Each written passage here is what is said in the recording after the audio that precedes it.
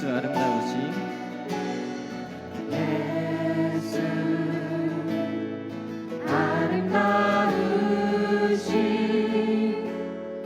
위대하신 주님 부활의 주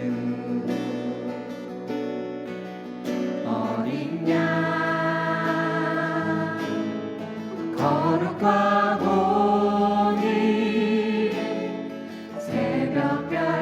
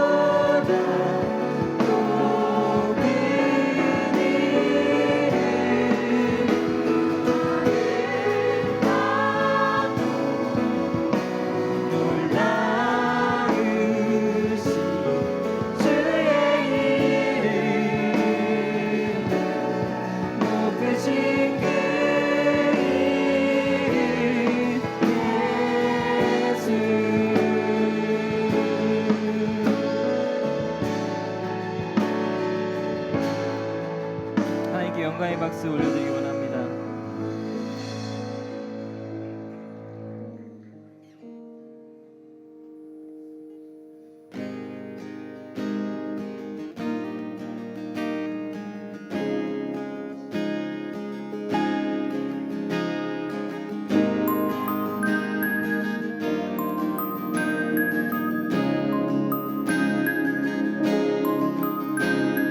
진실한 주 사랑 영원히 변함없네. 내 영혼 잠잠히 주님을 기다리네.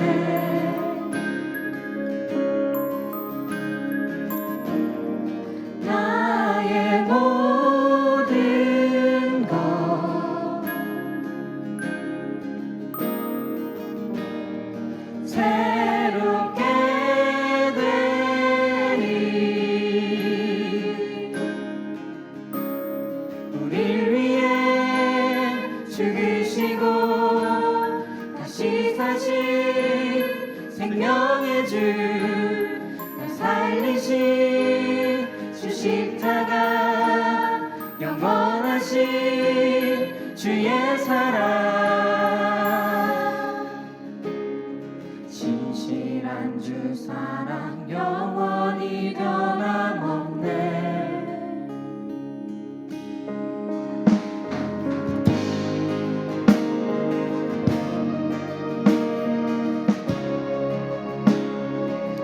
온 우주 만물이 온 우주 만물이 다 주를 노래하네. 거룩한 주의 빛, 거룩한 주의 빛 우리를 비추시네.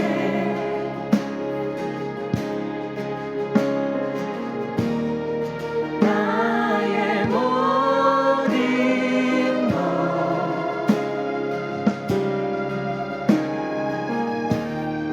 새롭게 되리. 우릴 위해 죽으시고 다시 사신 생명의 주, 날 살리신 주 십자가, 영원하신 주의 사랑. 우릴 위해 죽으시고 다시 사신 생명의 주, 날 살리신 주 십자가, 영원하신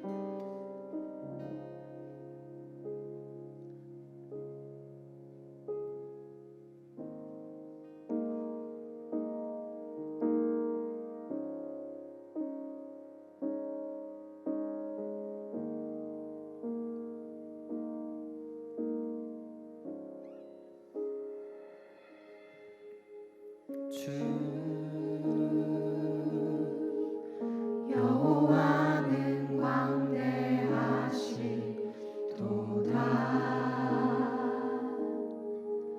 그 거룩한 하나님 성에서 찬양할지어다.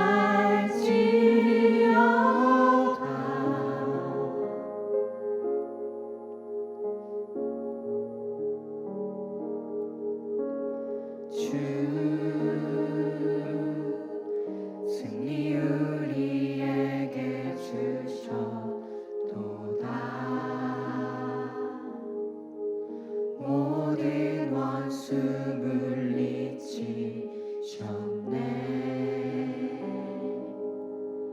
엎드려 절하세.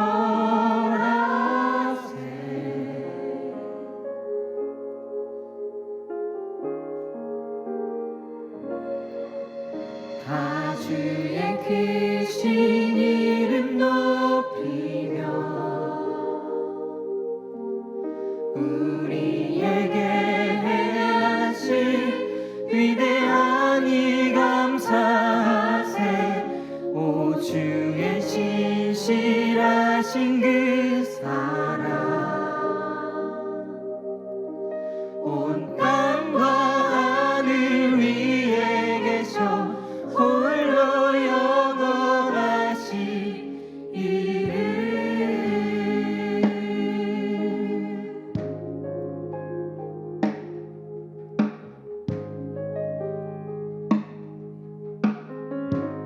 주 여호와는 강대하시도다. 주 여호와는 광대하시도다. 그 거룩한 하나님 성에서 찬양할지어다.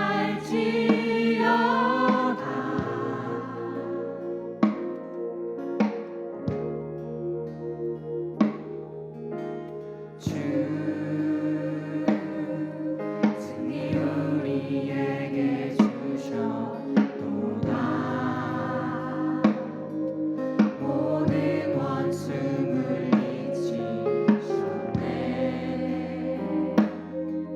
엎드려 절하세.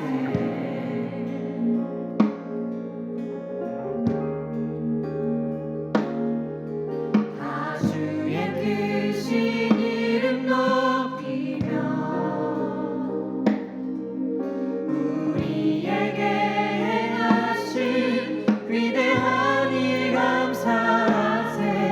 오 주의 신실하신 그 사랑 온 땅과 하늘 위에 계셔 홀로 영원하시이를.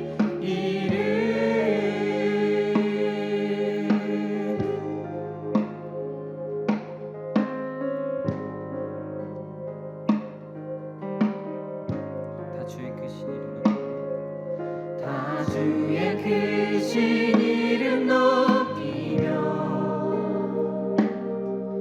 우리에게 행하신 위대한 이 감사하세. 오 주의 신실하신 그 사랑 온 땅과 하늘 위에 계셔 홀로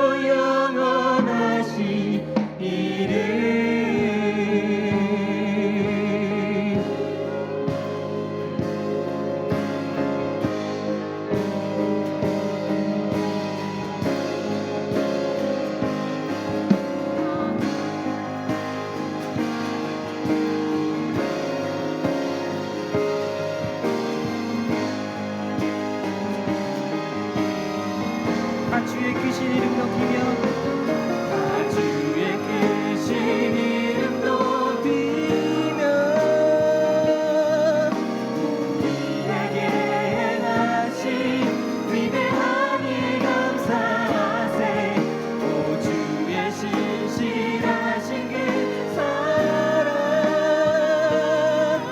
온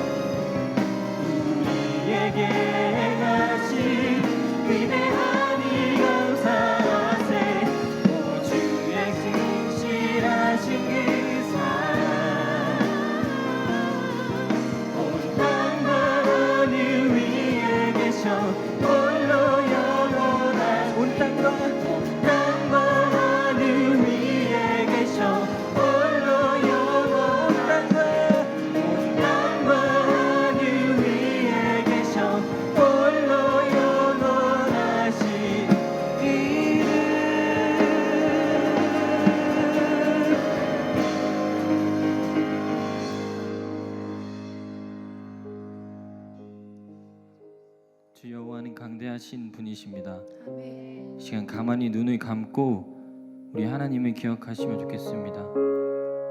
인간의 몸으로 땅에 오신 그 예수 그리스도를 기억하면서 우리 이 시간 나아갔으면 좋겠습니다.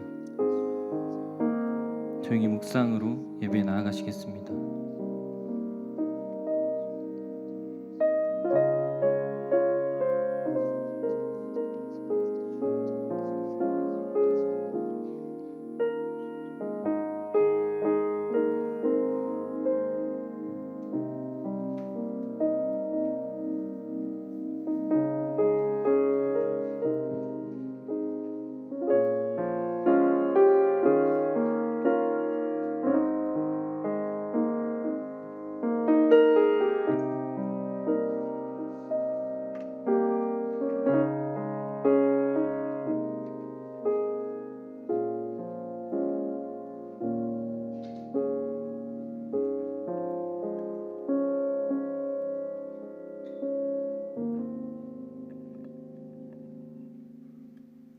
사랑의 하나님 은혜를 감사드립니다.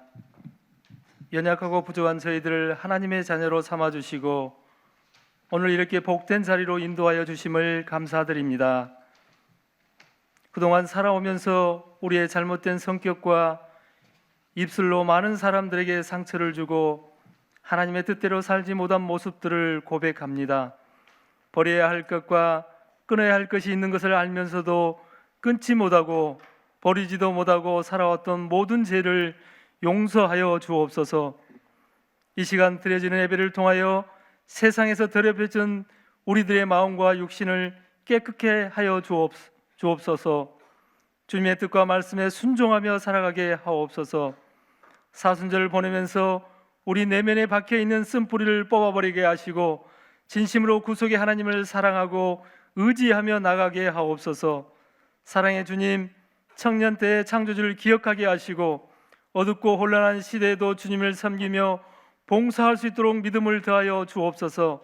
가장 필요한 곳에 꼭 해야 할 일을 할 수 있는 청년들이 되게 하여 주옵소서.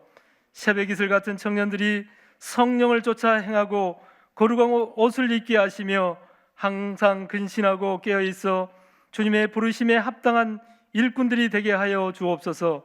세상에 탁월한 그리스도의 리더로서 선한 영향을 끼치고 연약한 자들에게 귀하게 여기며 낮은 자리를 즐겨 앉게 하시고 빠르고 넓은 길보다 비록 험하고 남이 알아주지 않는 좁은 길을 가더라도 주님이 가시는 그 길이라면 주님, 내가 여기 있사오니 나를 받아주소서 하며 당당하게 걸어가는 제일교회 청년들이 되게 하여 주옵소서.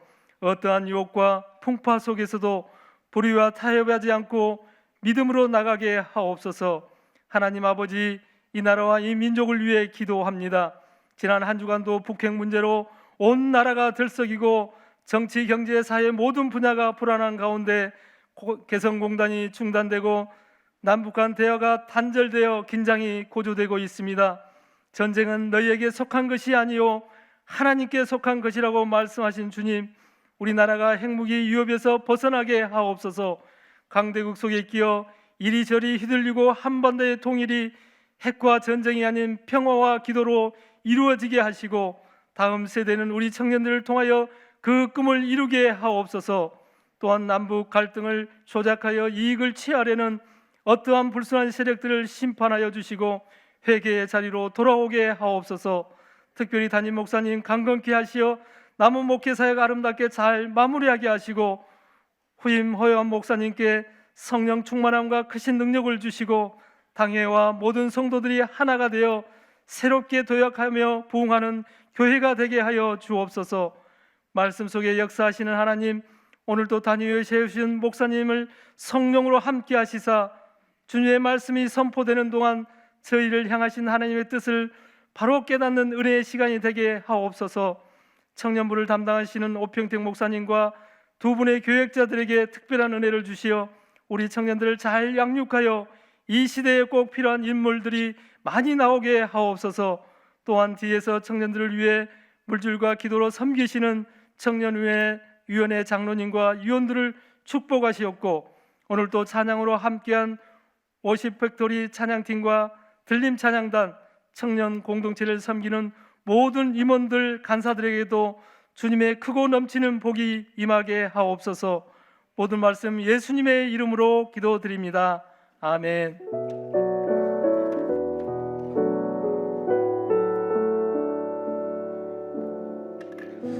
하나님께서 오늘 우리에게 주시는 말씀은 누가복음 4장 1절에서 4절까지의 말씀입니다.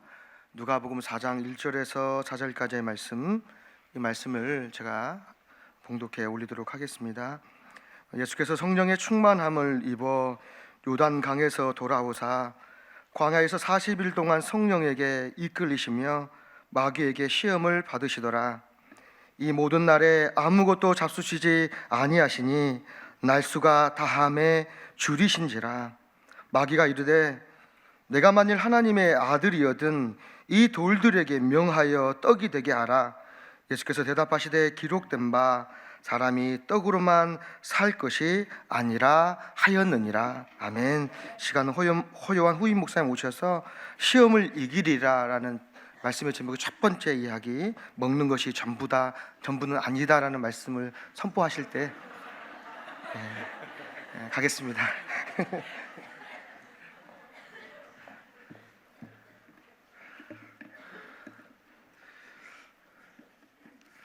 잘 지내셨습니까? 2주 만에 뵙는 것 같은데요. 어제는 또 우리 청년들이 수련회 마치고 돌아왔죠? 좋은 시간 된 줄로 믿습니다. 오늘은 우리가 사순절 두 번째 주일을 보내고 있습니다. 저는 이제 우리 작년 예배 때는 오늘부터 세 번 우리 누가복음 4장의 1절에서 13절 예수님이 시험을 받으시는 이 본문을 가지고 세 번에 나누어서 우리가 함께 이제 말씀을 나누려고 그러는데, 오늘은 첫 번째 시간이에요. 그래서 먹는 것이 전부는 아니다, 이런 제목으로 함께 말씀 나누겠습니다. 여러분, 오늘 본문이 예수님이 시험 받으시는 내용인데, 이 본문에 4장 1절과 2절 시작하시는 부분에 보면 조금 우리 상식으로 잘 이해되지 않는 표현이 몇 개 등장을 합니다. 함께 읽어볼까요? 1절, 2절입니다. 시작.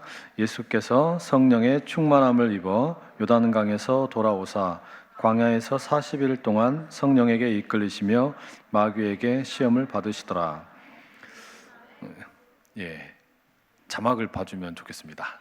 제가 잘랐어요. 꼭 필요한 부분들만 이렇게 했는데, 여기 표현에 보면 어떻게 성령이 충만한데 시험을 받습니까? 어떻게 성령이 충만한데 시험을 받죠? 오히려 반대 아닙니까? 우리가 시험에 이기기 위해서 성령에 충만해지는 거지, 성령이 충만한데 시험을 받으러 간다, 이게 좀 이상하죠? 게다가 예수님이 시험을 받으시는 이 표현이 성령에게 이끌려서 시험을 받으시러, 마귀에게 시험을 받으러 가셨다, 이런 표현으로 되어 있거든요. 이건 좀 뭔가 우리 일반적으로 우리가 생각하는 것과 좀 다르지 않습니까? 그런데 이거를 이제 같은 내용인데 마가복음 1장 12절에는 어떻게 적어놨냐면 성령이 곧 예수를 광야로 몰아내신지라, 이렇게 적어놨습니다. 그러니까 성령께서 예수님을 광야로 이렇게 밀어내셨다는 거예요. 시험을 받으라고. 성령께서 예수님 보고 시험 받으라고 광야로 가라고 떠밀어서 보내셨다는 겁니다. 이게 여러분 이해되세요? 왜 그렇게 하셨지? 성령이 충만하신데 시험 받으러 가라 밀어내시고, 또 성령께서 예수님을 몰아내셔서 광야의 시험의 자리로 보내셨다는 겁니다. 그것도 40일 동안 금식을 하게 하시고 이 사탄의 이 마귀의 시험을 받도록 하셨다. 뭔가 좀 이상합니다. 왜 그러셨을까요? 그것은 아담과 하와를 비롯해서 모세 그리고 이스라엘에 이르기까지 모든 이스라엘의 역사 속에 사람들이 시험에 빠지고 시험에 치고 넘어졌기 때문입니다. 그리고 우리도 역시 수없이 많은 시험을 만날 때 이 시험에 넘어지고 자빠지기 때문입니다. 무슨 말인가 하면 예수님께서는 하나님의 사람들이 계속해서 시험에 넘어지고 자빠지는 것이 안쓰러우셨죠.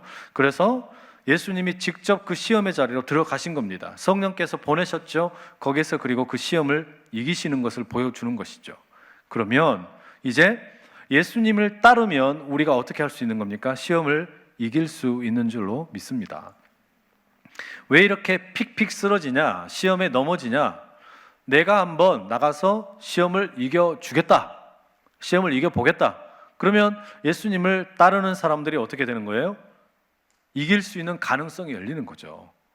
그래서 오늘 우리는 사순절 40일의 기간을 보내는 동안에 이 세 가지 시험을 하나씩 좀 살펴보려고 하는 겁니다. 도대체 예수님은 어떤 시험을 어떻게 이기셨나? 이런 내용이죠. 그래서 오늘이 첫 번째 건데 먹는 것이 전부는 아니다. 이런 내용이 되겠습니다. 예수님이 이 광야에서 만나게 되는 첫 번째 시험은 먹는 시험입니다. 40일 동안 금식을 하신 다음에 만나는 시험이 먹는 것이기 때문에 얼마나 이게 커다란 유혹이었겠습니까? 이 사탄, 마귀의 전략이 뭐냐면 이 타이밍입니다. 어떻게 타이밍을 포착할 것인가?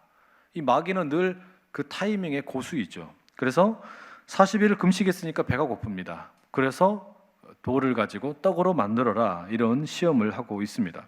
그런데 이 시험에다가 덧붙이는 말이 있죠. 뭐라고 되어 있습니까? 3절입니다. 함께 읽어볼게요. 마귀가 이르되 네가 만일 하나님의 아들이여든 이 돌들에게 명하여 떡이 되게 하라. 돌을 떡으로 만들어라. 이거 분명히 먹는 시험인데 그 앞에 뭐라고 표현이 되어 있냐면 예수님께 당신이 만약에 하나님의 아들이라면, 정말로 창조자의 아들이라면 이 돌을 떡으로 만드는 것 지금 아무것도 아니지 않냐? 한번 해봐라. 그걸 증명해봐라. 이렇게 요구하고 있는 겁니다. 이해를 돕기 위해 이 4장의 앞부분, 3장의 뒷부분을 한번 좀 살펴볼 필요가 있겠습니다. 예수님이 이 40일 동안 금식을 하시고 이 마귀에게 시험을 당하시는 장면 앞부분에는 예수님이 요단강에서 세례 요한에게 세례를 받으시는 장면이 나옵니다. 예수님이 그렇게 세례를 받으실 때 하늘에서 성령이 내려오십니다. 그리고 하늘에서 하나님의 음성이 들려오는 거예요. 너는 내 사랑하는 아들이다. 사람들에게, 모든 이들에게 일종의 이게 왕의 대관식이 되어서 일종의 왕으로 선포되는, 그리고 왕으로 이제는 완전한 임명이 되는 그런 시간이라고 할 수 있습니다. 그래서 너는 내 사랑하는 아들이다, 네가 이 세상의 왕이다, 이런 선포를 듣게 되시는 거고, 동시에 마치 임금들이 왕관을 쓰는 것처럼 성령께서 내려오셔서 예수님의 머리에 임재를 하시는 거죠. 그리고 이어지는 내용이 뭐냐면 3장의 23절에 보시면 이제 예수님의 족보가 소개됩니다. 방금 예수님은 하나님으로부터 너는 나의 아들이다, 하나님의 아들이다, 이 음성을 들었단 말이에요. 그리고 이어서 족보가 나온다. 이건 아주 의도적인 거죠. 그러니 이 족보가 거슬러 올라가다 보면 누가 나와야 될까요? 하나님이 나오시겠죠. 그래서 3장 38절 맨 마지막 절 한번 같이 읽어보겠습니다. 3장 38절 시작. 그 위는 에노스요, 그 위는 셋이요, 그 위는 아담이요, 그 위는 하나님이시니라. 이렇게 지금 오늘 본문에 앞서서 3장의 이 뒷부분, 그러니까 바로 앞에 나오는 내용이 예수님의 세례와 그리고 예수님의 족보를 통해서 뭘 보여주냐면 예수님은 하나님의 아들이시다, 이거를 분명하게 보여주고 있는 겁니다. 그러니까 예수님은 무엇인가를 해서 어떤 뭔가 업적을 쌓아서 하나님의 아들이 되는 게 아니라 그냥 그대로 하나님의 아들이 되어 계시는 거죠. 그런데 마귀가 무엇을 공격합니까? 네가 하나님의 아들이라면 이 돌을 가지고 떡으로 만들어 봐라, 이렇게 요구를 하는 겁니다. 그래서 우리가 이 예수님의 첫 번째 시험을 먼저 액면 그대로 받아들이게 되면 이거는 먹는 문제입니다. 이 먹는 문제라는 거 대단히 중요하죠. 우리도 먹고 살기 위해 직업을 구하고 또 공부를 하면서 우리 커리어를 쌓아가게 됩니다. 잘 먹고 잘 살아야 됩니다. 먹을 것이 없어서 굶어 고생하는 그런 인생이 되면 안 되겠죠. 배고픈 것은 누구나 다 싫어하는 일이죠. 특별히 우리 한국 사람들 어떻습니까? 먹는 거 정말 좋아합니다. 또 배고픈 거 정말 싫어합니다. 그래서인지 모르지만 우리나라의 텔레비전에 먹방이니 뭐 쿡방이니 이런 거 아주 난리도 아니죠. 제일 유명한 프로그램들이 요즘에 다 먹방입니다. 이 먹방이라는 것이 한 4년, 5년쯤 전에 인터넷에서 유행했다고 그러더라고요. 거기에 이제 VJ라고 그러더군요. 자기가 직접 요리를 하는 걸 보여주고 또 거기서 직접 먹고 이렇게 하면서 회원들이 들어와서 좋아요 좋아요 하고 채팅을 하고 이렇게 가지고 많이 버는 사람은 하루에 100만 원씩 번다고 합니다. 여하튼 이런 TV만 켰다 그러면 요즘 우리는 요리 프로그램이 나오는 걸 볼 수 있고 인류 셰프들은 웬만한 연예인보다 더 큰 인기를 얻고 있습니다. 왜 우리나라 사람들은 이렇게 먹는 걸 좋아할까요? 아마도 그것은 우리가 과거에 일본의 식민지로 살면서 배고팠고 그리고 한국 전쟁을 겪으면서 보릿고개와 같은 어려운 시간들을 겪었기 때문일 것입니다. 많이 못 먹었기 때문에 우리네 아버지 또 할아버지 세대는 많이 먹는 게 제일 큰 소원이었습니다. 배불리 먹는 게 제일 큰 소원이었습니다. 그래서 어떻습니까? 못 먹는 게 없습니다. 뭐든지 다 먹어버립니다. 살아서 움직이면 육해공을 가리지 않지요. 심지어 바다에 잡초 있지 않습니까? 미역, 매생이, 다시마, 톳, 김 이런 바다의 잡초도 우리는 다 긁어 먹습니다. 그리고 어디 바다만 그렇습니까? 들에 있는 잡초들도 쓴바귀, 민들레, 쑥, 달래, 고사리, 고들빼기, 진달래 여하튼 온갖 잡초들은 바다에서 들에서 긁어다가 때로는 무쳐 먹고 데쳐 먹고 삶아 먹고 구워 먹고 다 먹어버리는 거예요. 오늘 밤이 되면 보름인데 벌써 잡초들이 긴장하고 떨고 있습니다. 어떻게 당할지를 모르니까. 때로는 짭조름하게 또는 시큼하게 또 매콤하게 달짝지근하게 간간하게 칼칼하게 쌉싸름하게 톡 쏘게 찰지게 고들고들하게 되게 지르게 하여튼 우리나라 사람들은 먹는 것도 잘 먹지만 그 먹는 것과 관련된 표현들이 얼마나 풍부한지 몰라요. 오늘 사부 예배 때 통역을 하는 시간이 있지 않습니까? 염려가 되더라고요. 이걸 뭐라고 통역을 해야 되나? 참 어렵죠. 게다가 우리가 음식만 잘 먹는 게 아닙니다. 우리 한국 사람들은 뭐든지 다 먹는 걸로 표현을 합니다. 그래서 새해가 되면 나이 1살 먹어버립니다. 처음 만나면 금방 친구 먹어버립니다. 축구 경기하다가 골을 먹어버리고 때로는 사업을 말아먹고 땅을 팔아먹고 음식을 팔아먹고 다투다가 화가 나면 한 방 먹을래 하고 겁도 먹고 고생하면 애 먹고 망하면 물 먹습니다. 등쳐먹고 돈을 까먹고 아우가 형님이랑 맘먹습니다. 때로는 먹지 말아야 되는데 뇌물도 먹고 욕을 바가지로 먹습니다. 우리 민족은 이렇게 보니까 못 먹는 게 없어요. 다 먹어버려. 다 모조리 먹어버리고 다 소화시켜버리는 아주 위대한 민족이죠. 위대한 민족이에요. 그런데 오늘 이 본문에 뭐라고 부릅니까? 마귀의 이 시험이 뭐예요? 먹으라는 거예요. 먹으라고.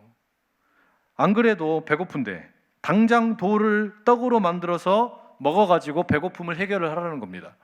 안 그래도 우리는 먹는 거 좋아하고 뭐든지 먹어버리는데 먹으라고 재촉을 하니까 이게 얼마나 유혹이 되겠습니까? 이게 얼마나 달콤한 유혹이 되겠냐 이 말이에요. 그러나 여러분 기억하십시오. 먹는 것이 전부는 아닙니다. 이 먹는 게 중요하고 또 먹는 게 우리를 살아가는 에너지를 주기 때문에 너무너무 소중하지만 그러나 그것만 중요하게 생각하고 살다가 떡만 쫓아다니다가 망한 사람이 한둘이 아닙니다. 성경에도 한번 보십시오.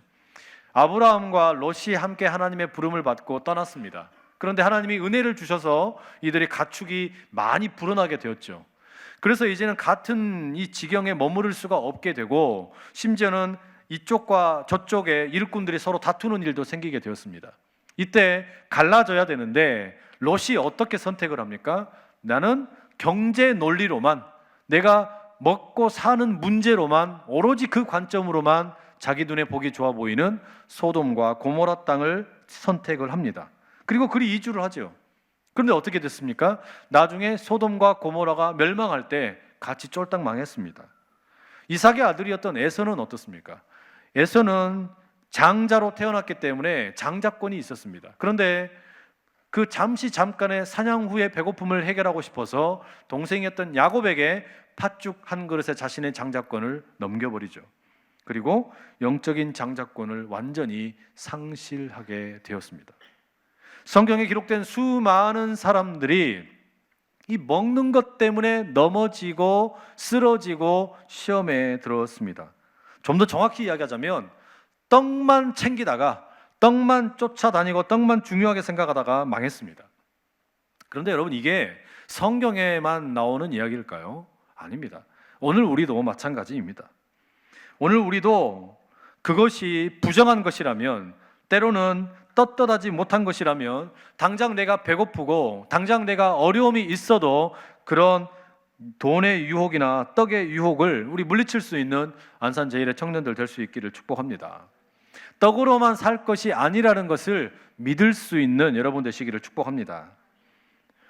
만약에 우리가, 어떤 분들은 그렇게 이야기하더라고요. 이 아담과 하와가 한국 사람이었다면 어쩌면 우리는 지금도 에덴 동산에 살고 있을 것이라고 그렇게 이야기하더라고요. 무슨 말이냐면, 아담과 하와가 한국 사람이면 뱀이 유혹을 할 때 뱀을 때려다가 뱀탕을 끓이지 왜 선악과 과일을 먹냐 이거예요. 뱀탕을 끓이면 훨씬 더 영양가가 많은데 왜 선악과를 먹냐 이거죠. 물론 농담이겠지만요. 여러분, 그런데 가만히 생각을 해보십시오. 내가 어떤 청년이 이제 새로운 벤처 사업을 하고 때로는 어떤 중요한 일을 해야 되는데 사업이 어려워지고 며칠 굶어 보십시오. 그러면 어떤 생각이 제일 많이 듭니까? 이 돌이라도 떡으로 만들고 싶다. 여러분, 이런 생각 들지 않겠어요? 이게 당연하게 드는 우리의 유혹입니다. 그런데 이 배고픔의 욕망이라는 거, 이것을 이기고 우리가 떡으로만 살지 않기 위해서 뭐가 필요하겠습니까? 내가 떡으로 사는 인생이 아니라 떡으로만 사는 것이 아니라 그것을 이겨내기 위해서 우리에게 필요한 것이 무엇이겠습니까? 그렇기 때문에 바로 이 돌을 떡으로 만들어라 시험이 갖고 있는 그 두 번째 의미가 그 속에 숨어 있습니다. 단지 우리는 이 시험 속에 먹을 것에만 관련된 문제가 아니라 사실은 여기에는 존재의 문제가 깔려 있습니다. 농담처럼 아담과 하와 이야기 드렸지만 사실 오늘 이 본문은 이 창세기 3장에 나오는 이 선악과 이야기와 아주 깊은 관련이 있습니다. 앞에 예수님의 족보에 대한 이야기를 잠깐 드렸는데, 예수님 족보가 어떻게 되어 있었습니까? 거슬러 올라가다 보니까 제일 위에가 아담이 있고 그 위에 누가 있어요? 하나님이 계시는 거예요. 그러면 이 족보를 보여준 이유는 예수님이 하나님의 아들이심을 보여주는 내용인데, 그런데 아담 위에 하나님이 계시니까, 그러면 예수님도 하나님의 아들이지만 아담도 역시 하나님의 아들이다, 이것을 우리가 알 수 있습니다. 우리 잘 알듯이 아담과 하와는 에덴 동산에서 하나님과 동행하며 살았습니다. 이들은요, 아무것도 하지 않아도 하나님의 형상대로 지음을 받았기 때문에 하나님의 자녀입니다. 무언가 증명할 필요가 하나도 없었습니다. 그런데 여러분, 선악과라는 게 무엇입니까? 하나님처럼 되어라 라는 뱀의 속삭임 아닙니까? 선악과를 먹으면 너도 하나님이 될 것이다, 이게 선악과 속에 들어있는 유혹이었는데, 가만히 보십시오. 이게 말이 되냐 이 말이에요. 이미 처음부터 하나님의 자녀로 부름을 받았고 하나님의 형상을 따라 지음받은 존재이기 때문에 이들은 선악과를 먹지 않아도 하나님의 자녀입니다. 무언가를 하지 않아도 하나님의 자녀입니다. 그런데 왜 뱀은 지금 선악과를 먹고 하나님의 자녀가 하나님처럼 되라고 말하는 것이죠? 그 이유는 하나님 없이 하나님처럼 되라는 거죠.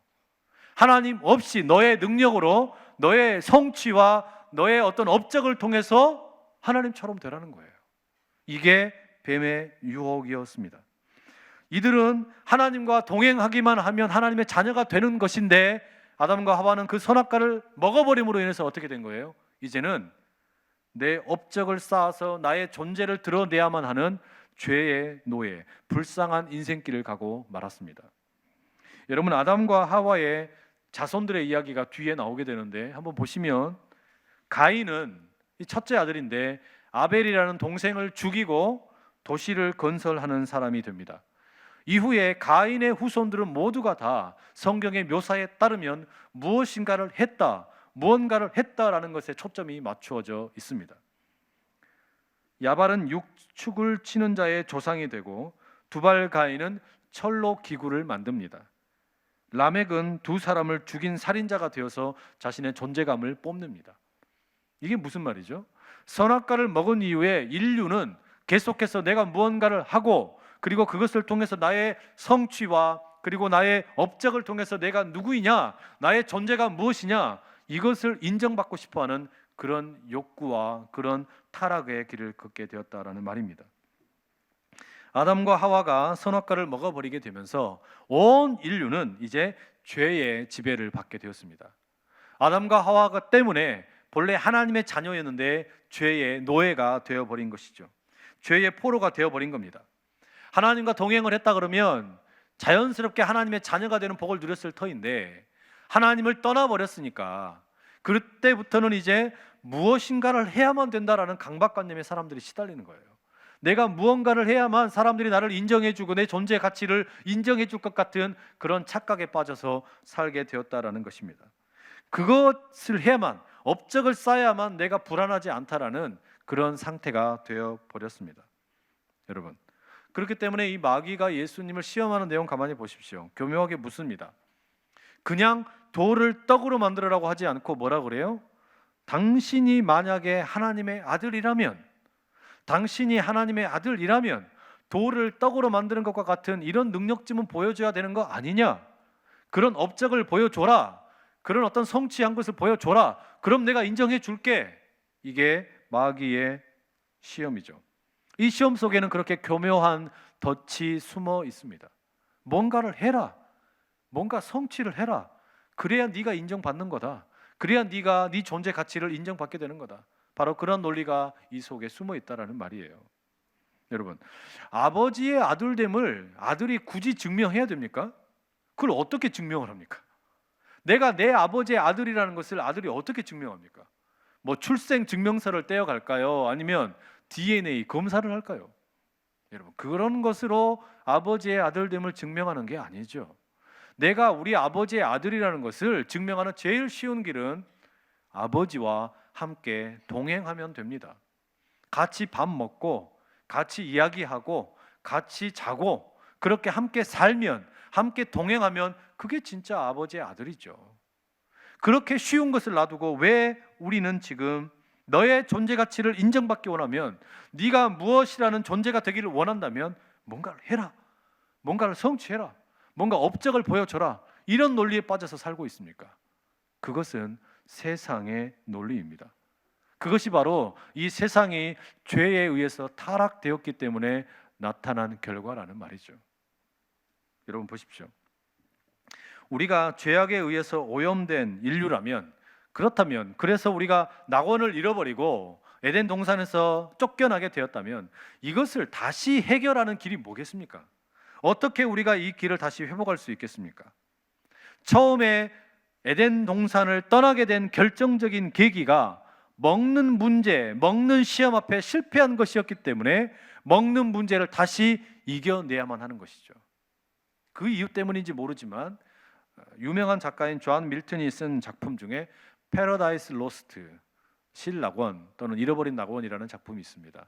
이 신낙원 이후의 후속 작품의 이름이 패러다이스 리게인드라는 작품이 있습니다. 낙원의 회복된 낙원, 이렇게 번역할 수 있겠죠. 이 패러다이스 리게인드는 패러다이스 로스트보다는 조금 더 인기가 없었습니다. 그런데 이 낙원의 회복, 여기에 대해서 밀턴은 뭐라고 쓰고 있냐면, 그 잃어버린 낙원을 회복하는 길은 예수님의 태어남이나 예수님의 십자가나 예수님의 부활이 아니라 예수님의 시험을 받는 장면으로부터 시작돼야 한다고 말합니다.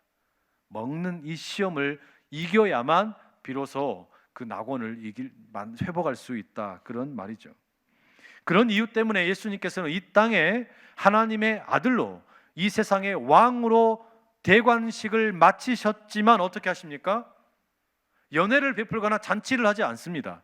오히려 성령께서 몰아내셔서 광야에 가셔서 시험을 받으시는 거죠. 바로 그 광야 시험을 받으셔서 돌을 가지고 떡을 만들라는 마귀의 시험을 물리치시고 이기는 겁니다. 왜냐? 우리 존재가 돌을 떡으로 만드는 성취와 업적의 논리에 사로잡혀 있어서 계속해서 넘어져 왔기 때문에 그게 아니라는 것을 예수님은 이 시험을 통해 이기고 보여주시는 거죠. 왜 그렇습니까? 지금도 계속해서 우리가 넘어지고 있기 때문이에요. 우리는 지금도 돌을 떡으로 만드는 것에 허덕이며 거기에 매몰이 되어 있어서 그렇게 살아야만 될 것 같은 강박관념에 살고 있다, 이 말이죠. 그런 백성들을 주님께서는 그냥 내버려 두실 수가 없었습니다. 그래서 본문 4절에 주님께서는 마귀에게 이렇게 말씀을 하십니다. 예수께서 대답하시되 기록된 바 사람이 떡으로만 살 것이 아니라 하였느니라. 예수님이 이 말씀은 신명기, 그러니까 구약 성경의 신명기 8장 3절의 말씀을 인용한 것인데, 본래 이 신명기 8장 3절은 이렇게 되어 있습니다. 함께 읽어볼게요. 사람이 떡으로만 사는 것이 아니요 여호와의 입에서 나오는 모든 말씀으로 사는 줄을 네가 알게 하려 하심이니라. 이게 무슨 말입니까? 이 신명기라는 책은 모세가 자신의 죽음을 앞두고 고별 설교로 이스라엘 백성들에게 들려준 일종의 설교입니다. 근데 여기서 뭐라고 하냐면 떡으로만 살지 마라. 떡으로만 사는 인생이 아담의 길이었고 하와의 길이었고 그렇게 실패했다. 우리가 이 광야의 길을 가면서 얼마나 힘들게 넘어지고 실패했었냐. 그러니 하나님의 말씀을 먹고 살아라. 떡을 먹고만 살지 말고 하나님의 말씀을 먹고 살아라. 그러면 하나님과 동행하게 되고 하나님의 자녀가 되는 삶을 살게 될 것이다. 이게 모세의 가르침이었습니다. 여러분, 하나님과 동행하는 법을 말씀을 통해 배우시고 하나님과 동행함으로 하나님의 자녀가 되는 복을 누리시기를 축복합니다. 그래서 말씀이 떡보다 중요한 것이죠. 이 독일의 종교 철학자였던 루드윅 포이어바우라는 사람이 이런 말을 한 적이 있어요. We are what we eat. 무슨 말이죠? 우리가 먹는 것이 곧 우리다. 우리가 먹는 것이 곧 내가 된다 이 말이에요. 내가 먹는 것이 곧 내가 된다. 예를 들면 이런 거죠. 경상도 사람들은 과메기를 먹고 경상도 사람이 되는 거예요. 전라도 사람들은 홍어를 먹고 전라도 사람이 되는 거예요. 한국 사람은 김치를 먹다 보면 한국 사람이 되는 거예요.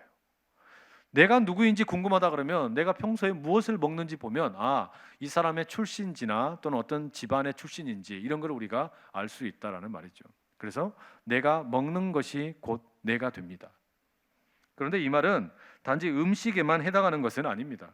음식이 아닌 다른 것에도 이것은 똑같습니다. 여러분, 우리가 떡을 먹는 사람은 결국 떡이 됩니다. 욕망을 먹는 사람은 결국 욕망 덩어리가 되는 겁니다. 돈을 먹는 사람은 돈 자체가 되어 버리는 겁니다. 부동산을 먹는 사람은 부동산이 되어 버립니다. 그렇다면 예수님께서 사람이 떡으로만 살 것이 아니고 하나님의 말씀으로 살아야 된다, 이 말은 무엇이겠습니까? 떡을 먹고 떡이 되는 인생 되지 말고, 욕망을 먹고 욕망이 되는 인생 되지 말고, 돈을 먹고 돈 되는 인생 되지 말고 하나님의 말씀을 먹어 하나님의 말씀이 되라, 그 말 아니겠습니까? 예수의 살과 피를 먹고 마셔서 작은 예수가 되라는 말입니다. 하나님의 말씀을 먹고 하나님 자체를 먹어서 하나님과 같은 하나님의 자녀답게 살아라, 바로 그 말이죠. 그래서 더 이상 떡만 쫓고 살아가는 마귀의 논리를 따라가는 아담의 길을 걷지 말고 예수의 길을 걸어가라, 그 말입니다. 여러분, 하나님을 먹고 마시고 예수님을 먹고 마셔서 하나님의 자녀로 작은 예수로 살 수 있기를 축복합니다. 그러니 여러분, 우리가 어떻게 살면 되겠습니까? 유엔에서 정기적으로 세계 행복 보고서라는 것을 발행을 합니다. 월드 해피니스 리포트라고. 2016년 올해 보고서는 3월 달에 발간될 예정이고 작년 보고서는 4월 달에 발행이 되었습니다.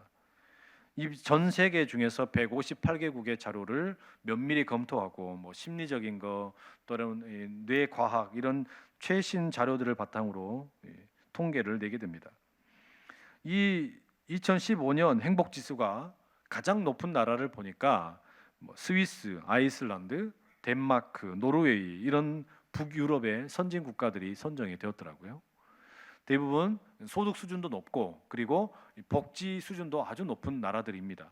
반면에 소득 수준이 낮고 전쟁 중에 있는 국가들은 가장 행복 지수가 낮은 국가로 뽑혔습니다.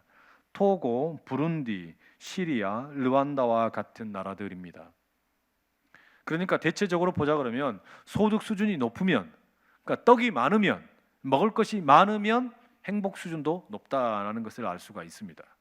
대부분이 다 그런데 우리나라는 어떨까요?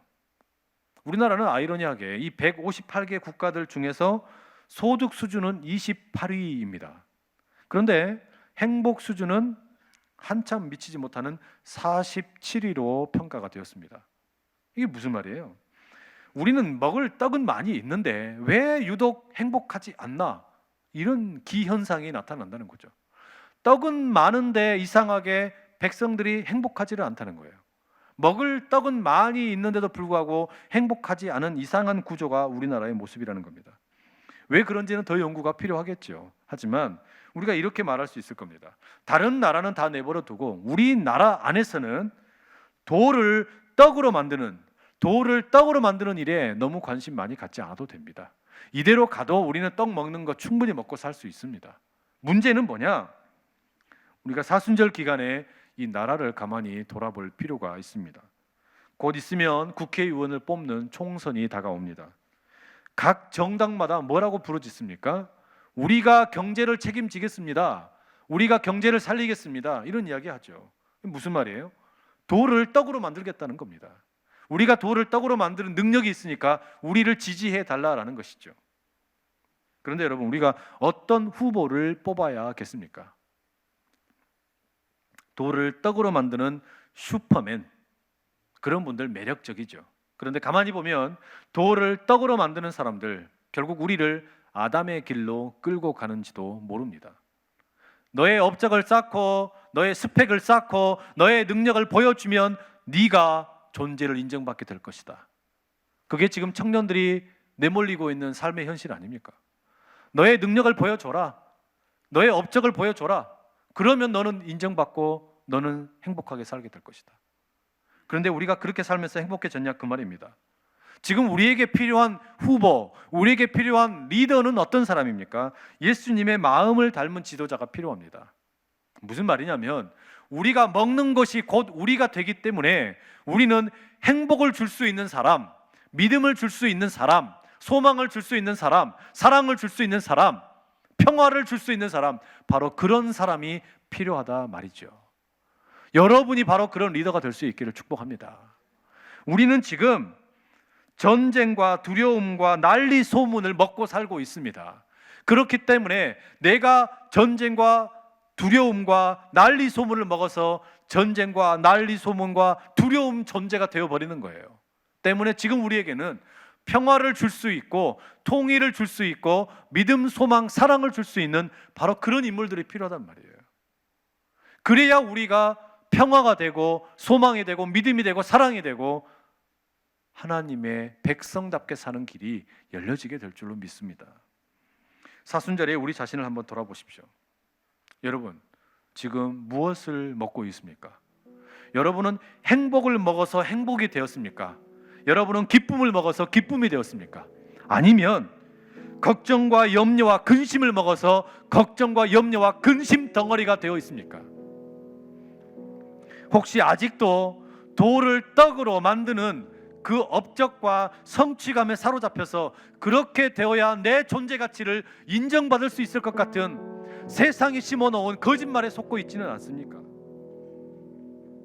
내 이름을 드러내기 위해서 뭔가를 해야지 하는 그런 강박관념에 사로잡혀 있지는 않냐 이 말이죠. 그런 모든 마귀의 시험을 물리칠 수 있기를 축복합니다. 예배를 통해 말씀을 먹고 성찬을 통해 예수님의 몸과 피를 먹고 마심으로 여러분이 곧 말씀이 되고 작은 예수가 될 수 있기를 축복합니다. 그래야 우리가 살 수 있는 것이죠. 이 사순절 기간을 보내면서 우리는 내 안에 있던 아담은 죽고 내 안에서 예수가 살아나기를 기대하며 지금 달려가고 있습니다. 그 예수가 살아남으로 인해 말씀이 살아남으로 인해 여러분이 작은 예수가 되어 주님과 동행하고 주님과 동행하기 때문에 무언가를 해야만 내가 인정받는 것이 아니라 하나님과 함께하고 있다는 그 자체만으로 존재 가치를 인정받고 살아가는 복된 여러분 되실 수 있기를 축복합니다. 그 길로 지금 우리 주님께서 여러분을 부르시는 거예요. 세상의 논리는 계속해서 너의 능력을 보여봐라, 너의 업적을 보여봐라, 너의 스펙을 보여봐라, 너의 성취된 것을 나에게 보여줘라, 그럼 내가 너를 존중하마, 그렇게 우리에게 이야기하고 있지만 주님은 그렇게 이야기하지 않으세요. 나는 너와 함께 있고 싶다. 나는 너와 함께 동행하고 싶다. 내가 너에게 원하는 것은 그것이고 내가 이 세상에 원하는 것도 바로 그것이다. 우리 주님이 우리에게 주는 비전은 바로 그것입니다. 우리 그 길을 함께 가실 수 있기를 소원합니다. 여러분, 지금 여러분은 무엇을 먹고 있습니까? 우리 시간에 같이 찬양하며 같이 기도하겠습니다.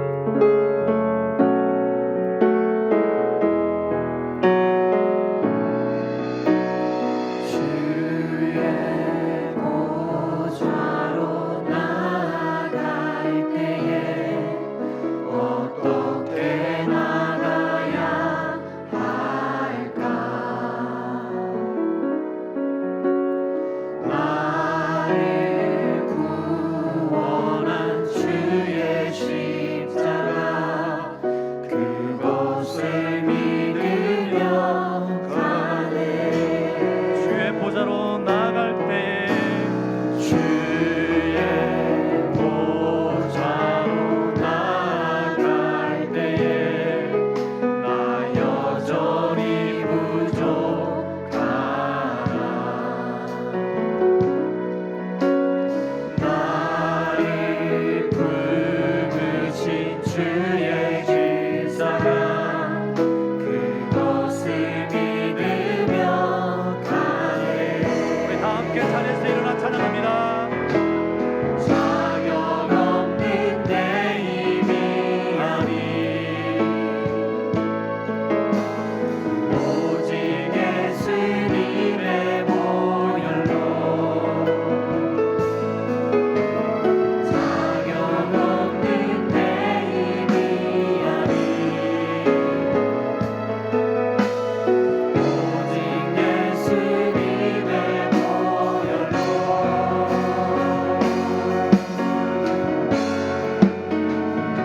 십자가의 보혈 완전하신 사랑 힘입어 나아갑니다. 십자가의 보혈 완전하신 사랑 힘입어 예배합니다. 십자가의 보혈 완전하신 사랑 힘입어 나아갑니다. 십자가의 보혈 완전하신 사랑 힘입어 예배합니다.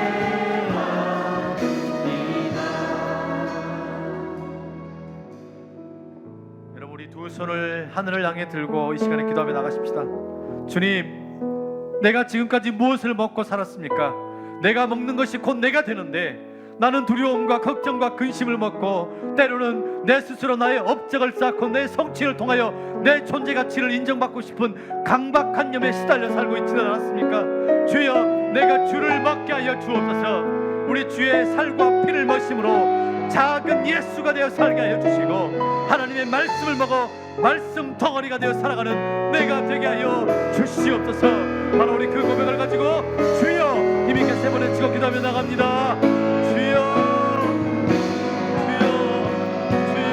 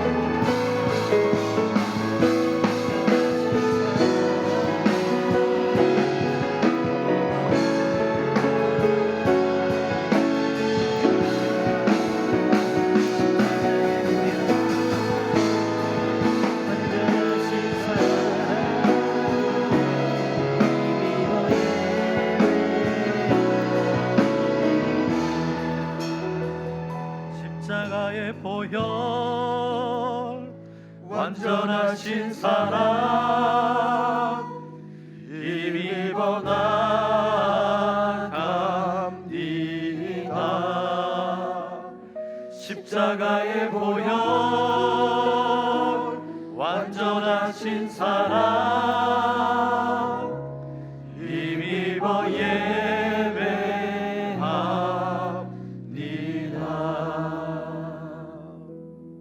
사랑하는 주님, 우리 안산제일의 청년들이 아담의 길로 가지 않도록 붙잡아 주시옵소서. 세상의 거짓된 속삭임에 속아서 너의 능력을 보여주고 너의 스펙을 보여주고 너의 업적과 너의 성취를 보여주면 그것이 바로 너의 존재 가치가 될 것이라는 세상의 거짓 속삭임에 속지 않게 하여 주시고, 우리를 완전한 사랑으로 품으시는 우리 주 예수 그리스도와 동행함으로 하나님의 참 자유를 누리는 하나님의 자녀들이 다 되게 하여 주시옵소서. 염려와 걱정과 근심을 먹고 염려, 걱정, 근심 덩어리가 되는 인생이 아니라 사랑과 믿음과 소망을 먹고 평화를 먹고 믿음과 소망과 사랑과 평화의 삶을 사는 우리 귀한 청년들 다 되게 하여 주시옵소서. 예수님의 이름으로 기도합니다.